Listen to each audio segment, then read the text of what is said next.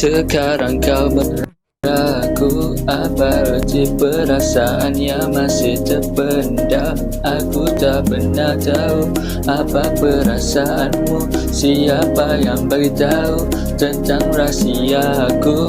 Yeah, feeling love mula rasa bila kita bertemu. Hati ini rasa macam nak jumpa dengan kamu.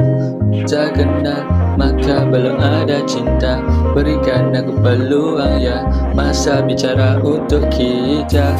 Cik, masihkah aku ada kesempatan untuk ku jelaskan semua tentang perasaan?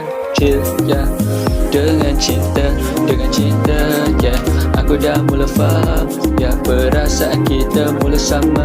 Cik, ya, dengan cinta ya, aku mula dah faham ya, perasaan kita mula sama.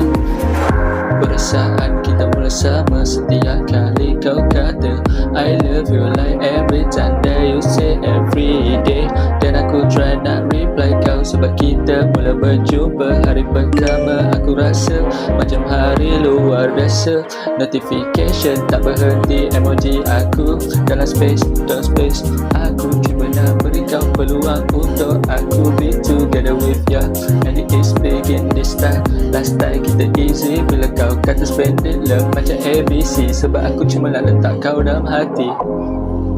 Chill dengan cinta. I'm lost my word when I say I love you, I love you. Cuba nak chill romantic malam kita, just bukan orang lain, hanya kita berdua. Chill dengan cinta aku dah mula faham yang kau rasa yang sama. Chill ya, dengan cinta ya, aku dah mula faham ya, perasaan kita mula sama-sama. Chill ya, dengan cinta ya, aku dah mula faham perasaan kita mula sama.